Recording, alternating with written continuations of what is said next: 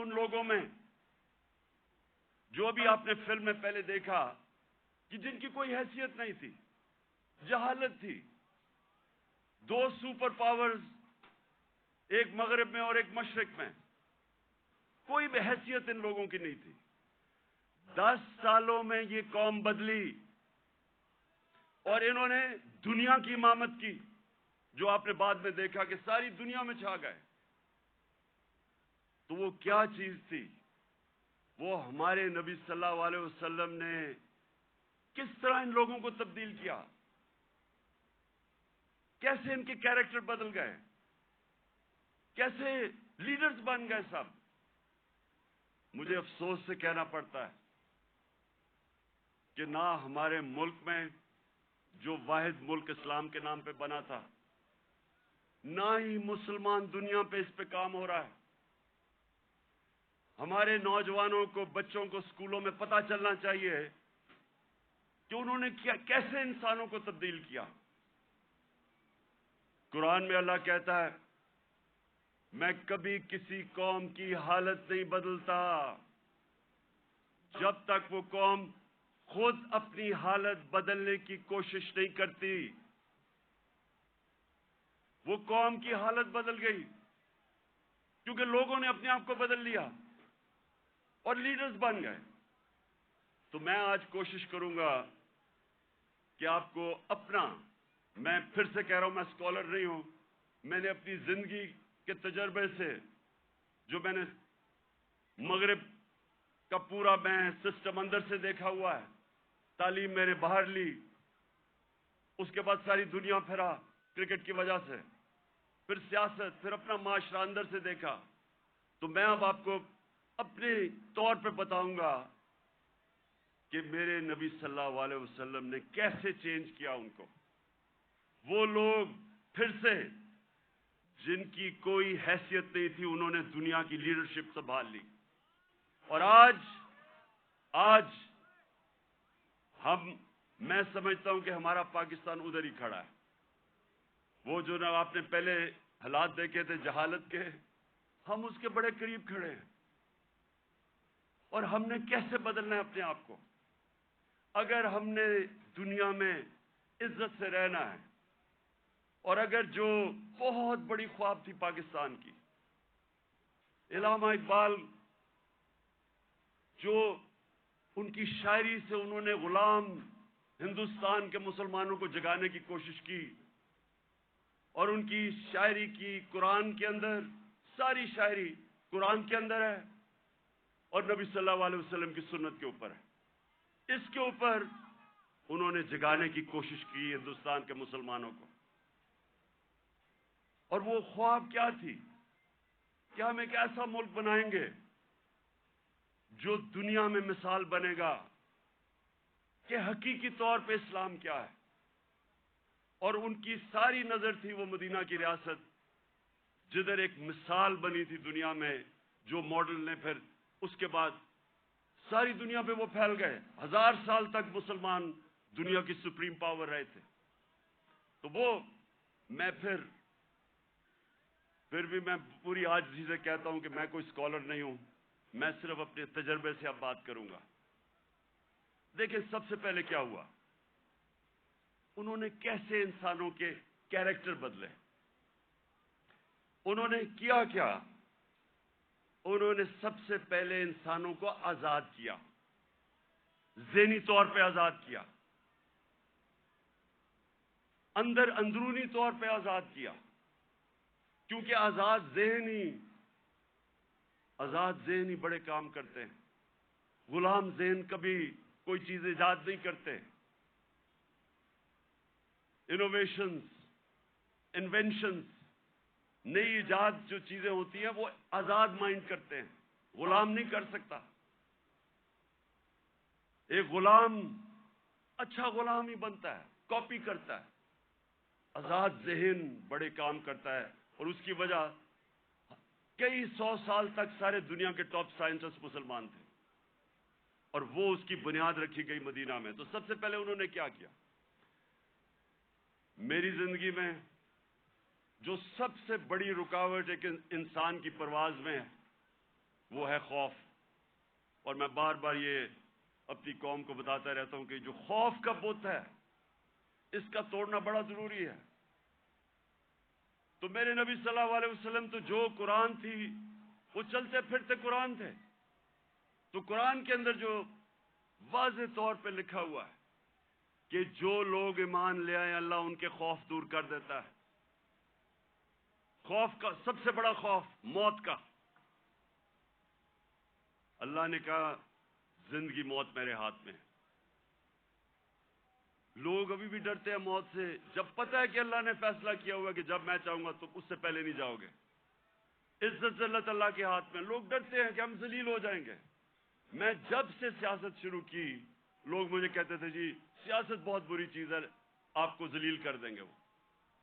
اور پھر رسک لوگ اپنی نوکریاں نہیں چھوڑتے غلط کام کرتے ہیں غلط آرڈر لیتے ہیں صرف اس لیے کہ جی میری نوکری نہ چلی جائے میرا رسک نہ چلا جائے. اللہ نے کہا وہ میرے ہاتھ میں ہے. یہ بڑا امپورٹنٹ ہے آپ کے لیے سمجھنا کہ وہ کیسے چینج آئے مدینہ کے لوگوں. وہ آزاد ہو گئے. ان کی پرواز اوپر جانی شروع ہو گئی. میں اپنی زندگی سے آپ کو بتاؤں جیسے جیسے اللہ نے اور جو اس کا سب سے بڑا تحفہ ہے ایمان کا جیسے جیسے میں نے نبی صلی اللہ علیہ وسلم کی زندگی کو پڑھنا شروع کیا سیرت نبی کو سمجھنا شروع کیا تو یہ آہستہ آہستہ میرے بت ٹوٹتے گئے. یہ نہیں کہ میرے میں بھی خوف نہیں تھا میرے میں بھی خوف تھا. مجھے بھی یہ ہوتا تھا کہ جی لوگ مذاق اڑائیں گے لوگ ہنسیں گے آپ کے اوپر. مجھے بھی میں تو بلکہ زیادہ مجھے بچپن میں بہت ہی شرم آتا تھا تقریر ہی نہیں ہوتی تھی لوگوں کے سامنے. تو مجھے ہمیشہ خوف ہوتا تھا کہ اچھا جی لوگ مذاق اڑائیں گے. جیسے جیسے ایمان آتا گیا میں نے نبی کی سیرت سمجھتا گیا آہستہ آہستہ یہ بت ٹوٹتے گئے. پہلا بت جو میرا ٹوٹا وہ یہ کہ یہ جی آپ ذلیل ہو جائیں گے. آپ کو اگر پالیٹکس میں آئیں گے آپ ذلیل ہو جائیں گے. یہ جو بت ہے یہ میں آپ سب کو آج بتا رہا ہوں. یہ اس لیے کہ ہماری ایمان کمزور ہوتا ہے. آج جتنا مجھے جب سے میں سیاست میں آیا ہوں جتنا مجھے برا بھلا کہا گیا اگر مجھے ذلت کا ڈر ہوتا تو میں بڑی پہلے چھوڑ کے چلا گیا ہوتا. جس طرح کے میرے اوپر ذاتی اٹیکس ہر قسم کے میرے اوپر جس طرح کی انہوں نے گندگی میرے اوپر پھینکی ہے 20 سالوں میں 26 سالوں میں کسی اور سیاستدان پہ نہیں پھینکی. فیملی کو نہیں چھوڑا گھر کی خواتین کسی کو نہیں چھوڑا انہوں نے. لیکن کیا یہ اب آپ کے سامنے ہے میں اپنی ساری قوم کے سامنے کہہ رہا ہوں کیا مجھے انہوں نے ذلیل کرنے میں کامیاب ہو گئے. میں آپ کو آج سب کو کہہ رہا ہوں پچھلے 6 مہینے میں جتنی مجھے اللہ نے عزت دیا مجھے ساری زندگی میں کبھی اتنی عزت نہیں ملی.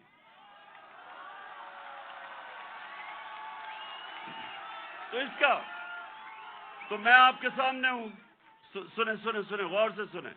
یہ جلسہ نہیں ہے یہ غور سے سنیں کیونکہ میں نے آج آپ کو اپنی زندگی سے سمجھا رہا ہوں کہ اگر انسان کے ہاتھ میں ذلت ہوتی تو آج میں بڑا ذلیل ہو چکا ہوتا.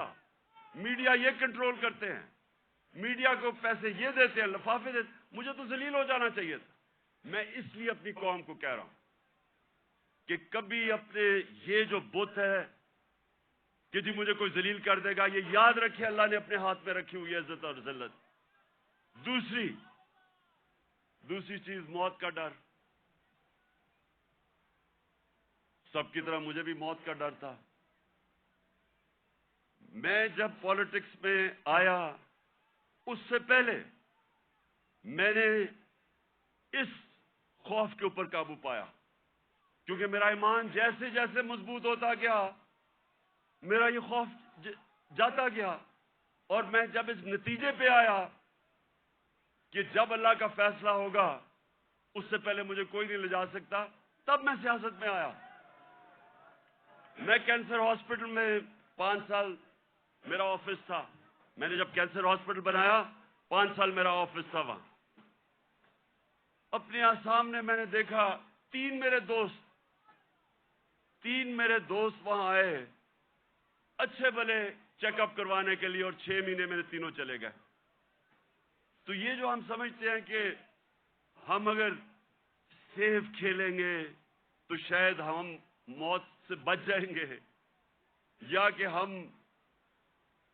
اگر اپنے ایمان کے مطابق چلیں گے تو شاید جلدی موت آ جائے. یہ غلط فہمی میں نکال دیں اپنے ذہن سے. یہ سب سے بڑا خوف ہے، اور یہ انسان کو روکتا ہے بڑے کاموں سے. اور تیسری چیز یہ رسک، کہ جی میری نوکری چلی جائے گی، پیسہ کدھر سے آئے گا. محنت انسان کرتا ہے، فیصلہ اللہ کرتا ہے. تو یہ جو 3 چیزیں ہیں یہ انسان کو آزاد کر دیتی. اور پھر جو بڑا بت ہے، میں کا بت، جو انسان اپنے سے باہر نہیں نکلتا، جو سب سے بڑی جہاد ہے، جہاد اکبر، اپنی نفس کے خلاف، اپنی میں کو کنٹرول کرنے کے لیے. یہ بہت بڑا بت ہے. اپنی ذات کے لیے، اپنے آپ کے لیے انسان سمجھتا نہیں ہے کہ اس کو اللہ نے کتنا بڑا مقام رکھا ہے. اس کی ویژن، جو انسان اپنے لیے زندگی گزارتا ہے وہ چھوٹا سا انسان بن جاتا ہے.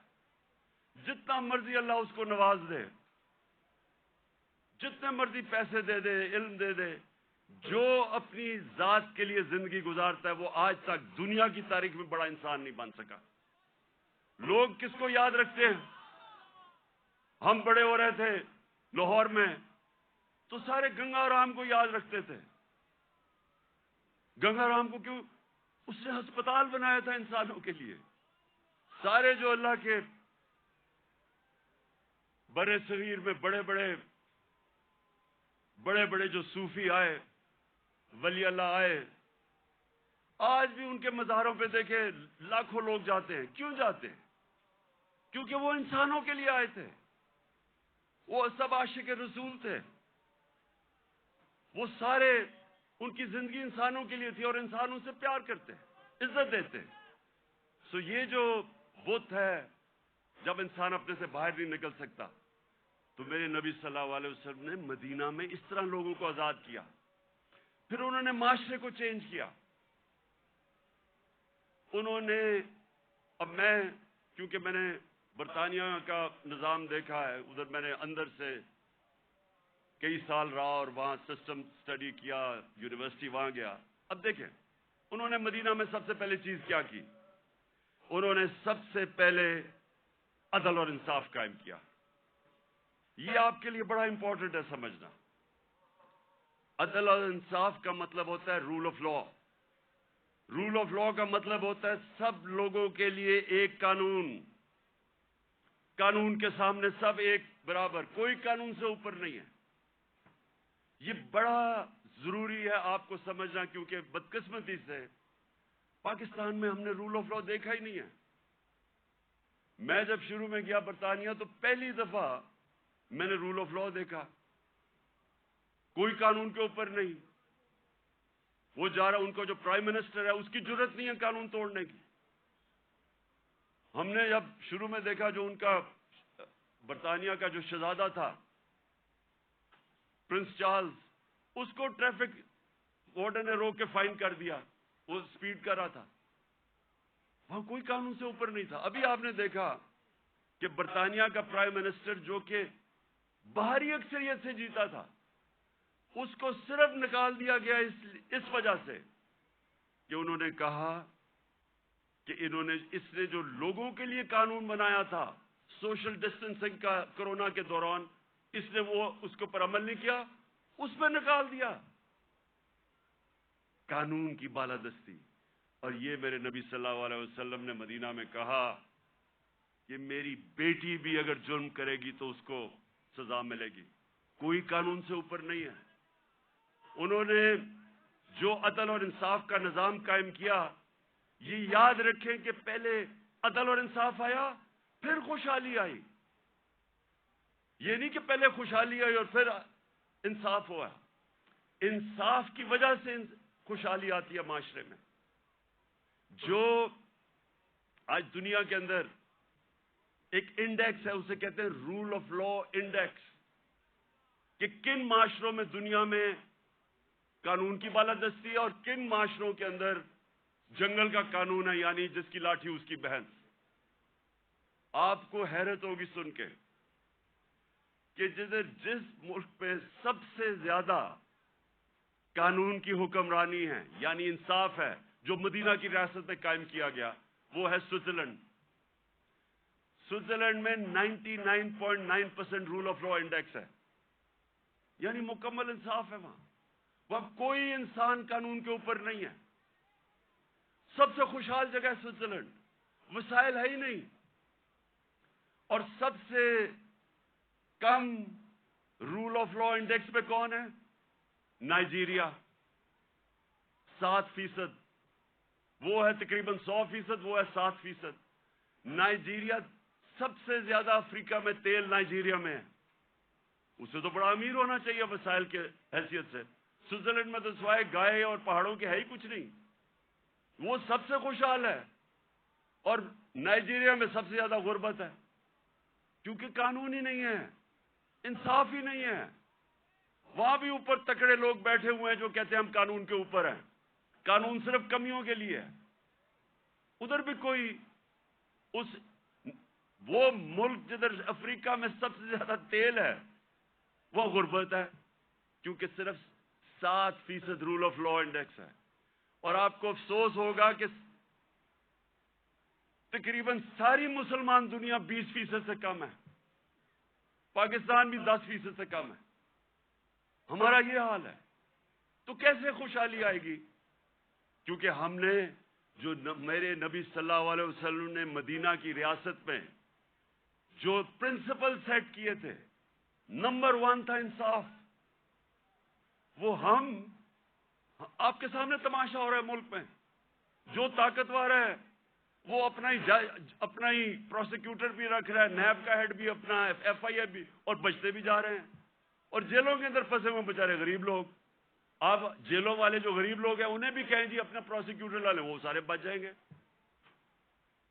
اور پھر یہ بار بار میں اپنی قوم کو وہ حدیث سناتا ہوں کہ میرے نبی نے کہا، نبی صلی اللہ علیہ وسلم نے کہا کہ تمہارے سے پہلے بڑی قومیں تباہ ہوئیں جدھر چھوٹے چوروں کو جیلوں میں ڈالتے تھے اور بڑے ڈاکوؤں کو آپ پکڑتے نہیں تھے۔ یہ تباہی کا انہوں نے بتایا۔ اور آج آپ دنیا میں دیکھ لیں، جو ملک بڑے ڈاکوؤں کو نہیں پکڑ سکتا وہ غریب ہیں سارے، وسائل کے باوجود۔ سو نمبر 1 پرنسپل انہوں نے سیٹ کیا رول آف لا۔ نمبر 2، اور رول آف لا کے ساتھ میرٹ، کیونکہ جدھر انصاف ہوتا ہے ادھر ہی میرٹ ہوتی ہے۔ آج آپ مغربی یہ ملک پہ چلے جائیں، سارے جتنے امیر ملک ہیں سب 90% سے زیادہ رول آف لا ہے، اور رول آف لا کے ساتھ میرٹ آ جاتی ہے۔ اور دوسری چیز، میرے نبی صلی اللہ علیہ وسلم نے امر بالمعروف والنہی عن المنکر، وہ جو اللہ کا حکم ہے کہ ساری عوام کو اللہ کا فرمان ہے کہ تم نے اچھائی کے ساتھ کھڑا ہونا ہے اور برائی کے خلاف کھڑا ہونا ہے، یہ ہے بیسز ایک مہذب معاشرے کی۔ میں اب آپ کو بتاؤں، میں نے جو انگلینڈ میں دیکھا، کیونکہ میں نے پھر سے آپ کو کہوں اندر سے میں نے وہ معاشرہ دیکھا، ایک دفعہ کسی آدمی کے اوپر یہ الزام لگ جائے کہ اس نے چوری کی ہے، کرپشن کی ہے، وہ جو مرضی ہو، سارا جو اس کے دوست بھی ملنا چھوڑ دیتے ہیں، ان کے ملنے والے بھی ان کو ملتے نہیں ہیں، وہ جاتے ریسٹورنٹس میں جاتے ڈرتے ہیں۔ کیوں ہمارے وہ جو باہر گئے ہوئے ان کو آوازیں پڑتی ہیں، جو ہمارے باہر بیٹھے ہوئے ہیں کیوں آوازیں پڑتی ہیں؟ کیونکہ سنیں کیوں پڑتی ہے؟ کیونکہ وہ اس معاشرے میں ہوتا ہی ایسے ہے۔ اگر کسی کے اوپر یہ لگ جائے کہ اس نے پبلک کا پیسہ چوری کیا ہے، کرپشن کا مطلب ہوتا ہے پبلک کا پیسہ چوری کرنا، وہ کہیں نکل ہی نہیں سکتا، کیونکہ وہ قوم امر بالمعروف پہ چلتی ہے۔ ایک میں آپ کو مثال دیتا ہوں، امریکہ کے اندر ایک تھا برنی میڈوف، اربوں اربوں ڈالر پتی تھا. ساری سوسائٹی میں سارے بڑے بڑے فلم سٹارز سوسائٹی کے سارے اس کے سے ملتے تھے, تصویریں کھچاتے تھے. امیر ترین امریکہ کا آدمی تھا. اس کے اوپر فلم بھی بنی ہوئی ہے نیٹ فلکس پہ. وہ برنی مرڈوف کئی سالوں کے بعد پتا چلا جناب اس نے فراڈ سے پیسہ بنایا تھا. پتا چلا کہ اس نے فراڈ سے پیسہ بنایا تھا.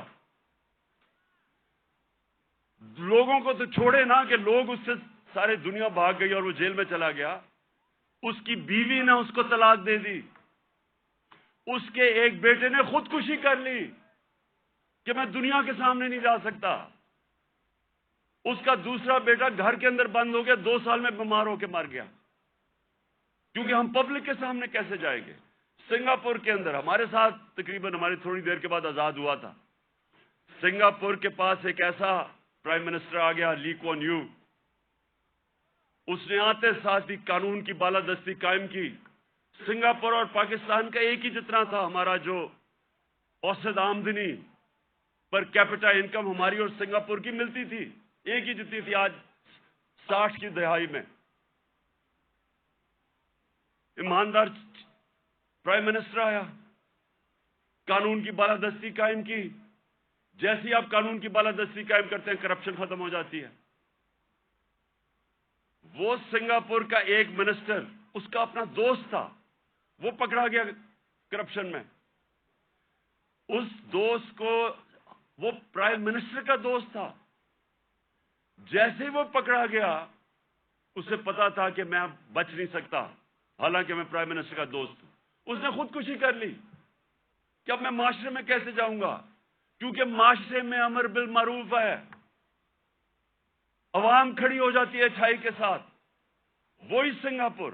اب یہ سوچیں, ہم اور سنگاپور ایک ہی جگہ تھے 60 کی دہائی میں. آج وہ ہمارا کتنا پر کیپٹا انکم ہے, اوسط آمدنی آج پاکستان میرے خیال میں $2,500 ہو گیا, 3,000 مجھے ابھی پورا ایگزیکٹ نہیں پتا. سنگاپور میں $60,000 پر کیپٹا انکم ہے, اوسط آمدنی.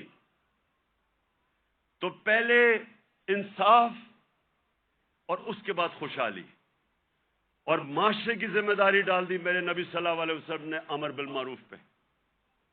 تیسری چیز, انہوں نے اپنے معاشرے کے اندر مدینہ کی ریاست میں کیا کیا, تعلیم کی ایمرجنسی لگا دی. جنگ بدر کے بعد جو قیدی مکہ کے قیدی تھے ان کو واپس کے پیسے لے سکتے تھے, کیونکہ مسلمان تو غریب تھے تب. بلکہ جنگ بدر میں اتنا بھی پڑھ رہا تھا کہ کئی لوگوں کے پاس تلواریں بھی نہیں تھے, ڈنڈوں سے لڑے ہیں. تو وہ تو قیدیوں کو واپس کر کے پیسے لے سکتے تھے, ہتھیار خرید سکتے تھے. دنیا کے عظیم لیڈر نے کہا نہیں, جو 10 مسلمانوں کو پڑھا لکھا دے گا اس کو ہم آزاد کر دیں گے. تعلیم کے اوپر زور دیا. چائنا بھی جانا پڑے تعلیم حاصل کرنے کے لیے تو جاؤ.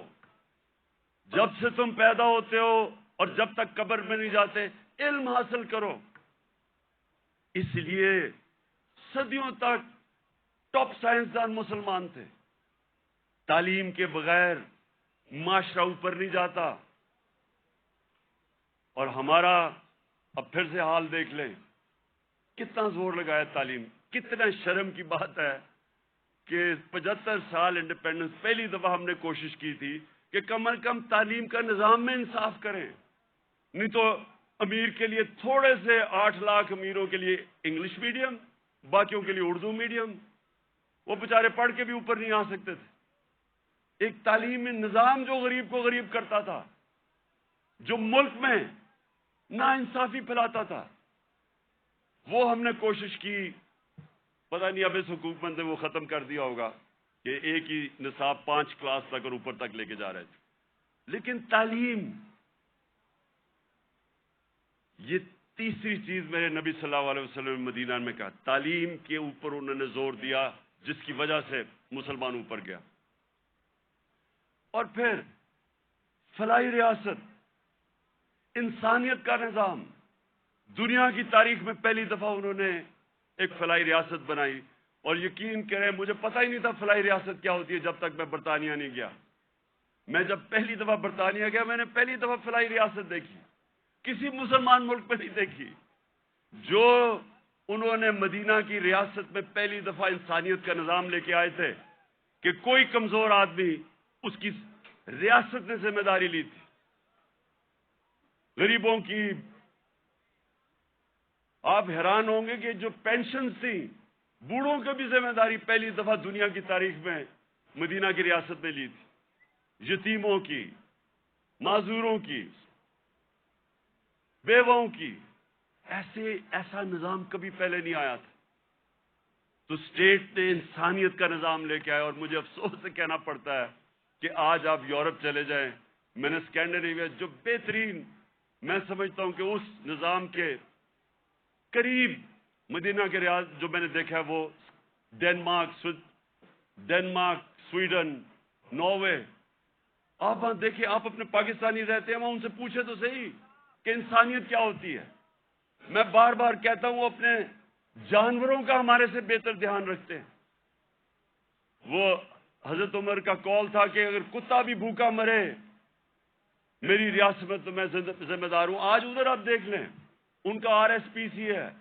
کتے آپ کو سڑکوں پہ نہیں نظر آئیں گے، وہ ان کو ہومز دیتے ہیں، ان کو کھلاتے ہیں پلاتے ہیں. یعنی وہ جو ہم نے دنیا میں شروع کیا تھا، جو میرے نبی صلی اللہ علیہ وسلم نے انسانیت کا نظام دنیا میں شروع کیا تھا، وہ آج ان ملکوں میں مل رہے ہیں جو مسلمان نہیں ہیں. اور یہ یاد رکھیں، یہ کبھی نہیں ہمیں بھولنا چاہیے کہ اللہ نے خطاب میرے نبی صلی اللہ علیہ وسلم کو رحمت للعالمین کہا تھا. سب انسانوں کے لیے رحمت بن کے آئے تھے، جس طرح میرا رب العالمین ہے. اس کا کیا مطلب ہے؟ سب سے پہلے تو جو میثاق مدینہ تھا انسانوں کو اکٹھا کیا گیا. جو میثاق مدینہ چارٹر، مدینہ کا جو چارٹر تھا، جو پہلی کانسٹیٹیوشن تھی، بلکہ دنیا میں کہتے ہیں کہ دنیا میں پہلی کانسٹیٹیوشن تھی، اس میں انسانوں کو اکٹھا کیا گیا. وہاں عیسائی تھے، وہاں مسیح برادری تھی، وہاں یہودی تھے، ان سب کو اکٹھا کیا گیا. انسانوں کو تقسیم نہیں کیا گیا، اکٹھا کیا گیا. تو یہ لیڈر کی نشانی ہوتی ہے کہ لوگوں کو، انسانوں کو اکٹھا کرتا ہے، تقسیم نہیں کرتا. لیکن اس کا ایک اور بھی مطلب ہے کہ جو بھی معاشرہ میرے نبی صلی اللہ علیہ وسلم کے احکامات پہ چلے گا، جو بھی ان کی سیرت پہ چلے گا، وہ مسلمان ہیں یا نہیں ہیں، اللہ کی ان کی برکت آ جائے گی ان کے اوپر، کیونکہ وہ رحمت للعالمین تھے. اگر صرف ان کی سیرت پہ چل کے مسلمانوں کو ہی فائدہ ہونا تھا تو اللہ ان کو رحمت للعالمین نہ کہتے، رحمت المسلمون ہوتے وہ. تو اس لیے آج اگر آپ دیکھتے ہیں ملکوں کی خوشحالی، آپ دیکھیں کہ کتنی طور پہ وہ میرے نبی صلی اللہ علیہ وسلم کی سیرت پہ چل رہے ہیں. آپ کو حیران ہوں گے کہ جب ہم نے بھی شروع میں پڑھا، ہم بھی حیران ہوئے. میں نے بہت پہلے پڑھا، محمد عبدو بڑا اسکالر تھے، بہت بڑے عالم تھے اسلام کے. وہ جب پہلی دفعہ یورپ کوئی 125 سال پہلے گئے اور مصر سے گئے، تو جب وہ مصر واپس آئے انہوں نے کیا کہا؟ انہوں نے کہا میں یورپ گیا تھا، وہاں مسلمان تو نہیں نظر آئے لیکن بڑا اسلام نظر آیا. اور جب واپس مصر آئے تو کہتے مسلمان تو بہت ہیں، اسلام بہت کم نظر آ رہا ہے. تو ہم پاکستانی جدھر آج کھڑے ہیں، ہمارے پاس ایک راستہ ہے.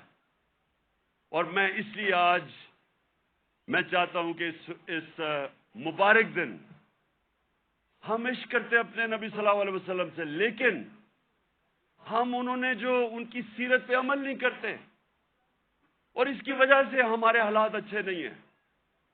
اور میرا یہ ایمان ہے کہ جب تک ہم وہ جو انہوں نے راستہ بتایا اس پہ نہیں چلیں گے، ہمیں عزت نہیں ملنے لگی. پرائم منسٹر باہر جاتا ہے اور بھیک مانگ رہا ہوتا ہے، جی مجھے پیسے دے دو نہیں تو ہمارا ملک تباہ ہو جائے گا. سب 22 کروڑ لوگوں کے لیے، ہم سب کے لیے شرمناک ہے کہ وہ ملک جس کا نعرہ تھا پاکستان کا مطلب کیا، لا الہ الا اللہ، یہ بڑا نعرہ ہے، یہ دعویٰ ہے بہت بڑا، یہ اللہ سے وعدہ ہے کہ اللہ تیرے سوا کوئی خدا نہیں ہے، وہ آج ایسے پھر رہا ہے دنیا میں، کوئی آتا ہے گورے رنگ کا، کوئی باہر سے آ جاتا ہے، سارے گر جاتے ہیں اس کے سامنے، نہ عزت ہے نہ آزادی ہے۔ جو حکم ملتا ہے کہ اچھا جی روس سے تیل نہیں لینا، ہم نہیں لیتے کیونکہ حکم آیا باہر سے۔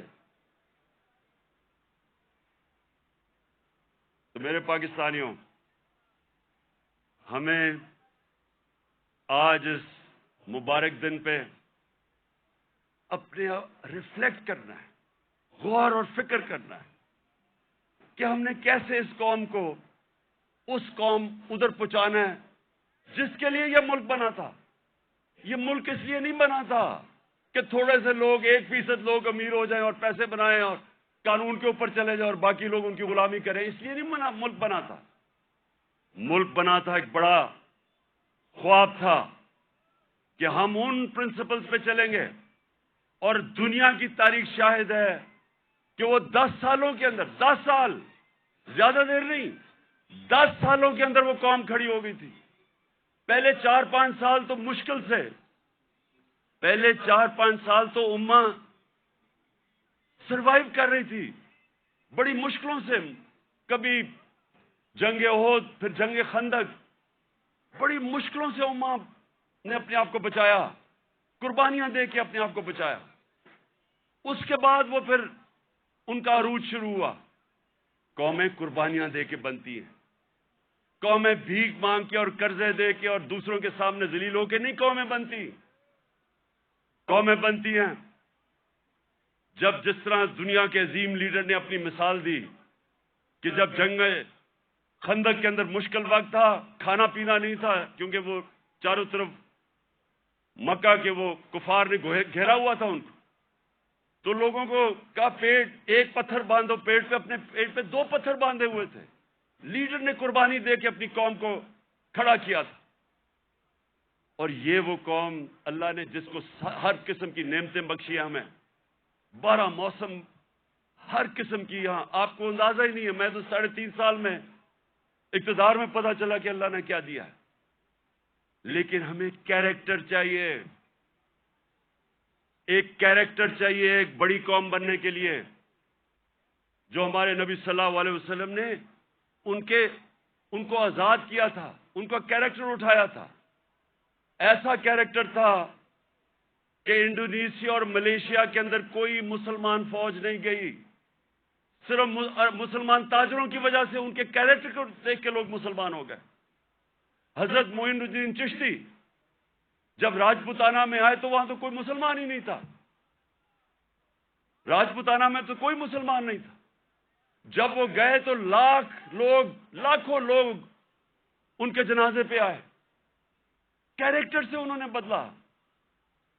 جو ساری جو 10 سال تھے، 622 اور 632 ٹوٹل، لوگ کہتے ہیں جی تلوار سے اسلام پھیلا، جو ٹوٹل جو مسلمان اور جن کا مقابلہ تھا مخالف، جو ٹوٹل لوگ جنگوں میں مرے تھے وہ 1200-1300 تھے، 1200-1300 10 سال میں لوگ جنگوں میں مرے تھے۔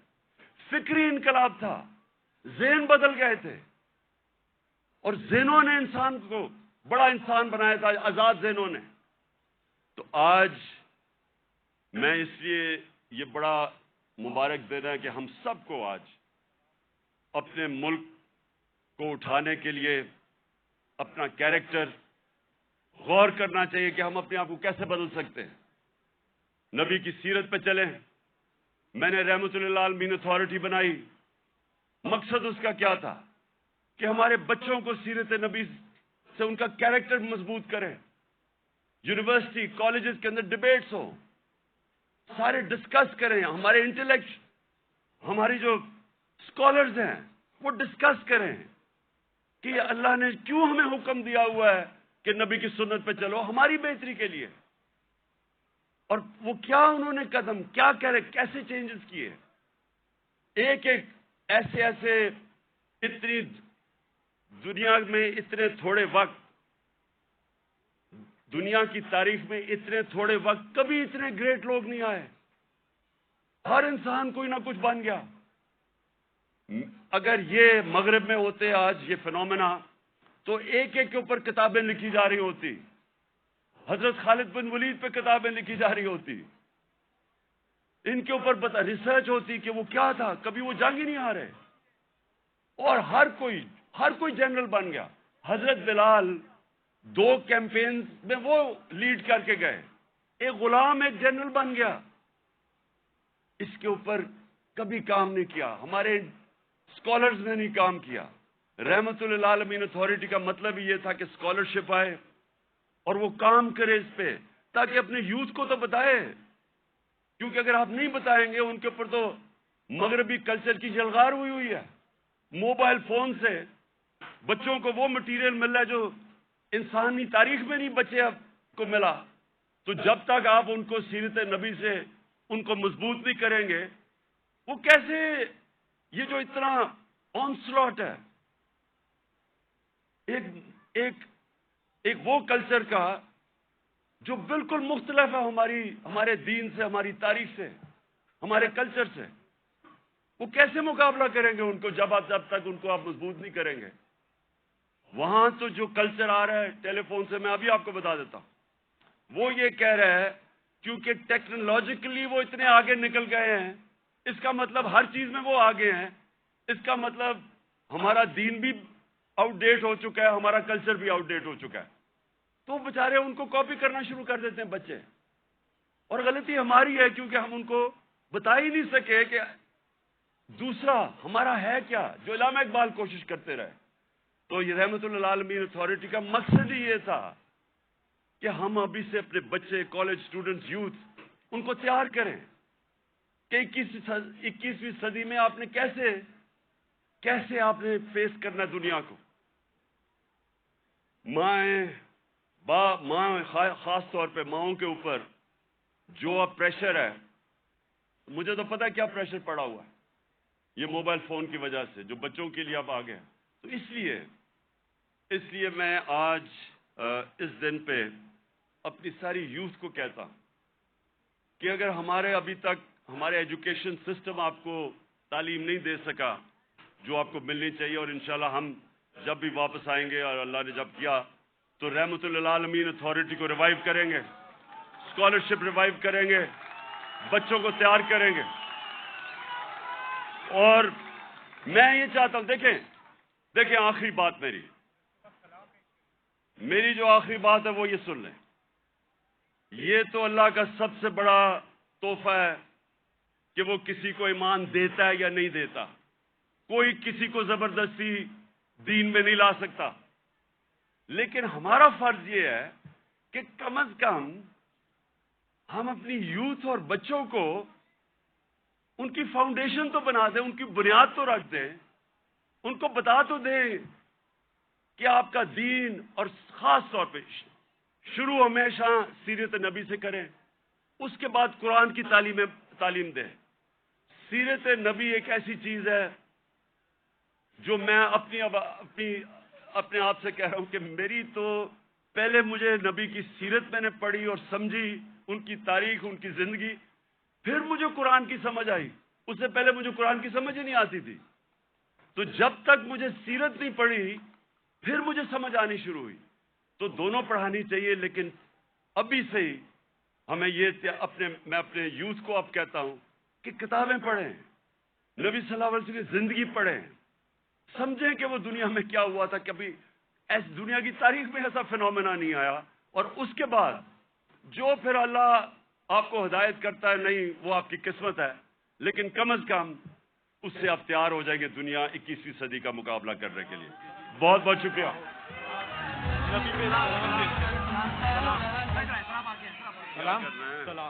اب ہم سب مل کے سلام پیش کریں گے. لاکھوں سلام، لاکھوں سلام، لاکھوں سلام، لاکھوں سلام مصطفیٰ جانے رحمت پہ لاکھوں سلام شمع بز میں ہدایت پہ لاکھوں سلام ہم غریبوں کے آقا پہ بے حد درود ہم غریبوں کے آقا پہ بے حد درود ہم فقیروں کی ثروت پہ لاکھوں سلام شمع بز میں ہدایت پہ لاکھوں سلام لاکھوں سلام اللهم آمین والحمد للہ رب العالمین والعاقبۃ للمتقین والصلاة والسلام علی اشرف الانبیاء